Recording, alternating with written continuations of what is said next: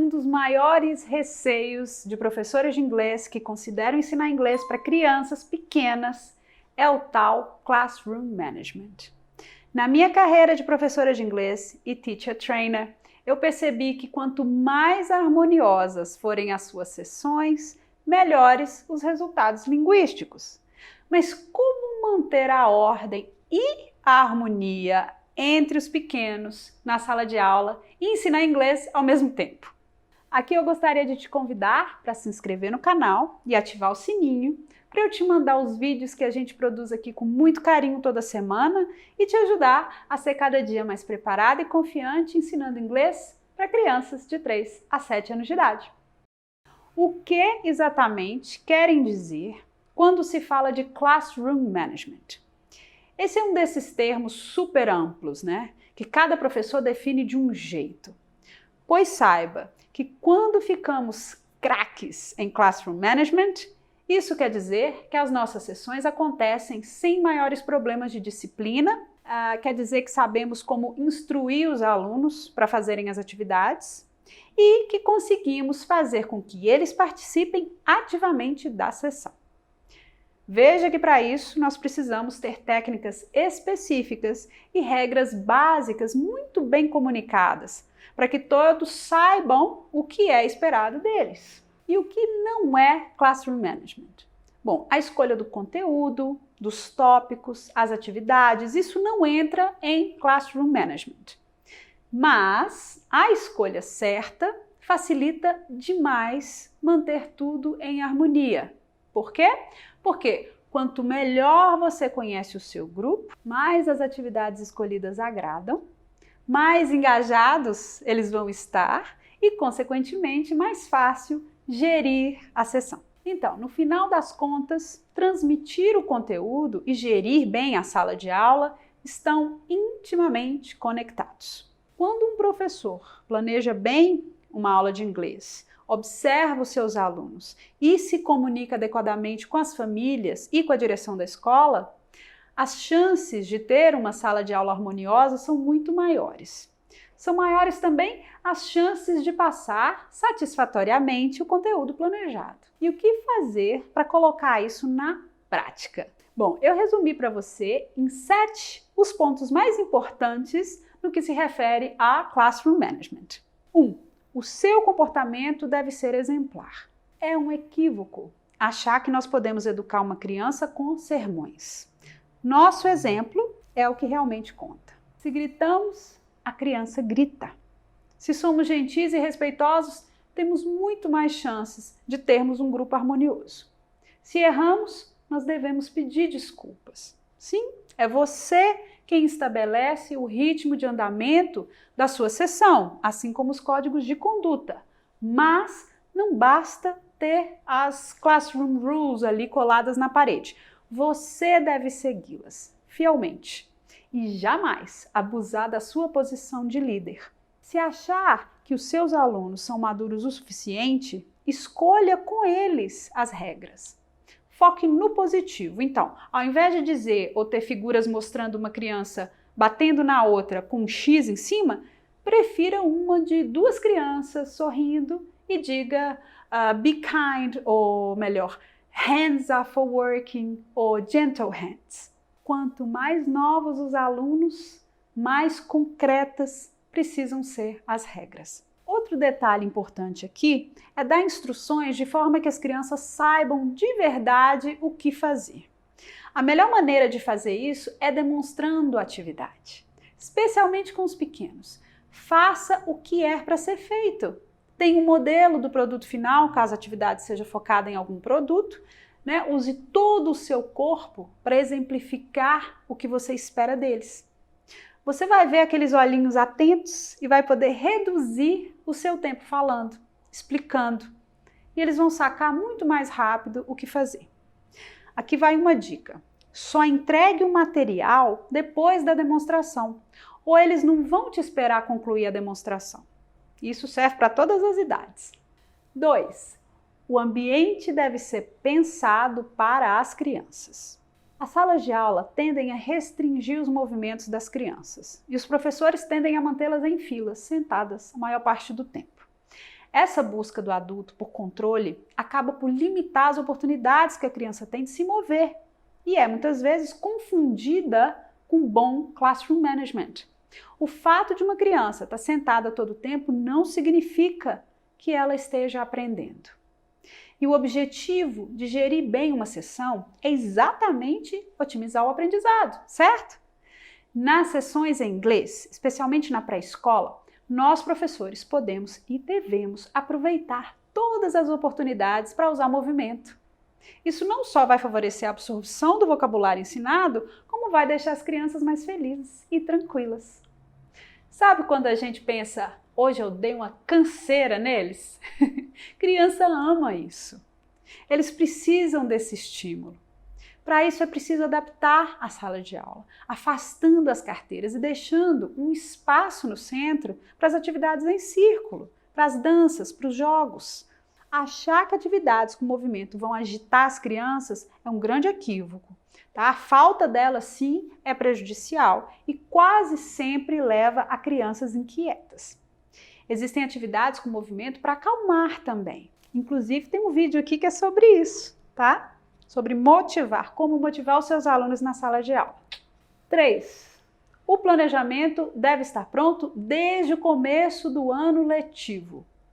Se você fosse lembrar de uma coisa só de uma coisinha aqui, desse vídeo todo, que seja da seguinte: entrar em sala de aula sem ter planejado cuidadosamente o que vai ser feito naquele dia é o maior erro que um professor pode cometer. E não importa a idade dos seus alunos, de very young learners a adultos, entrar em sala de aula sem plano de aula é quase sempre prelúdio de estresse, de descontentamento e de bagunça. Um bom classroom management, ou uma gestão eficaz da sala de aula, só é possível com um curso previamente planejado, de preferência no começo do ano letivo. E por quê? Vamos considerar que a maioria dos professores de inglês planeja suas aulas nos fins de semana. Quanto mais tempo gasto nessa atividade, menos tempo para descansar e se aprimorar. No entanto, se o grosso do planejamento for feito antes do começo do ano, fica tudo mais fácil. O professor precisa de menos tempo para preparar as sessões, pois já tem os tópicos e as atividades de arte, por exemplo, definidas. Outra vantagem do planejamento anual, que reflete diretamente no Classroom Management, é a possibilidade de ter todos os materiais necessários à disposição para o uso. Quando sabemos, desde o início do ano, do que nós vamos precisar para trabalhar com as crianças, fica mais fácil conseguir os itens, seja com a direção da escola, seja com os pais. Diminuem, assim, as chances de você adiar aquela atividade de pintura que as crianças iriam amar só por falta de material. Então, confie em mim e planeje antes do ano começar para ter de volta os seus fins de semana. 4. Os pais devem estar por dentro do que acontece na sala de aula. Quando escola e família se comunicam com eficácia, todo mundo ganha. E isso vale para professores particulares também. Quando nós enviamos, desde o início do ano, comunicados, e-mails, avisando sobre os tópicos abordados aquele mês, projetos e relatórios, os pais ficam mais confiantes e cobram menos da gente. Da mesma forma, muitas famílias tentam apoiar as crianças em casa, com vídeos, com músicas dos temas abordados. E isso deixa as crianças mais motivadas em sala de aula. Elas adoram contar que já sabem determinada coisa. Crianças motivadas a aprender e orgulhosas do que sabem são mais receptivas e cooperam muito mais durante as sessões, deixando mais fácil o Classroom Management. Alunos motivados agem como mini teachers e nós sabemos a contribuição gigantesca que eles nos dão no dia a dia. E o mais importante disso tudo, pelo menos uma preocupação que muitas colegas já compartilharam comigo, os pais vão valorizar mais o seu trabalho. Com os comunicados, eles entendem que está tudo sob controle e não se sentem na necessidade de ficar monitorando o seu trabalho. Todo mundo ganha. 5. e estrelinhas não funcionam a longo prazo. O uso dos stickers e estrelinhas tem sido muito difundido como recurso na manutenção da ordem, no que se refere a Classroom Management. No entanto, há controvérsias quanto à sua eficácia a longo prazo. Premiar a criança por algo que normalmente é natural para ela, aprender no caso, pode passar uma mensagem equivocada e criar uma dependência psicológica da criança do adulto. A criança que é premiada, até por fazer o que é bom para ela mesma, perde a noção de autonomia e passa a agir sempre focada nas reações e nas recompensas que os adultos oferecem. Melhor seria, desde o início do ano, desenvolver um clima de conexão e cooperação entre você e os seus alunos, e não de competição. Ah, Roberta, falar é muito fácil, né? Você pode pensar. E é verdade. Dá muito mais trabalho criar um ambiente de cooperação do que comprar, né, o bom comportamento dos alunos. Mas acredite, o tiro pode sair pela culatra. Eu falo mais sobre os perigos das estrelinhas nessa live aqui, ó, tá? Depois você assiste para entender melhor por que eu não uso prêmios nem castigos na sala de aula de inglês. 6. Ser flexível é preciso. Vale lembrar que para manter um ambiente harmônico é importante negociar com o seu planejamento. Talvez você tenha planejado uma sessão maravilhosa sobre abelhas, mas de repente uma borboleta entra na sala e as crianças ficam encantadas. Num caso assim, o que você faria? Bom, eu aproveitaria o gancho para contar a história da The Very Hungry Caterpillar e deixaria as abelhas para um outro dia. Ou faria um jogo da memória com insetos, ou desenharíamos uma butterfly. Talvez eles mesmos teriam sugestões. Agora, só é possível improvisar se você já tem um plano anual. Mas é sempre bom lembrar que, como disse Montessori, a prova de sucesso da nossa ação educativa é a felicidade da criança. E lembre-se, você só precisa fazer o que está confortável para fazer. 7. Saiba a hora de pedir ajuda. Por melhor que você se planeje, se prepare, se dedique, ainda assim pode ser difícil implementar o modelo de Classroom Management que você idealizou. Isso pode ser devido a um grupo muito numeroso, ou heterogêneo, ou os dois, né, o que costuma ser o caso, uma sala de aula muito quente ou muito fria, pouco espaço, falta de assistência ou carência de recursos. O que eu te sugiro é: não tenha medo de pedir ajuda. Fale com a direção da escola, converse com os pais daquele aluno que está demonstrando um comportamento disruptivo. Tente descobrir o que pode ser feito. Busque um grupo de apoio de professores que, como você, se sentem sobrecarregados. E vai compartilhar suas ideias, vai compartilhar as suas vivências.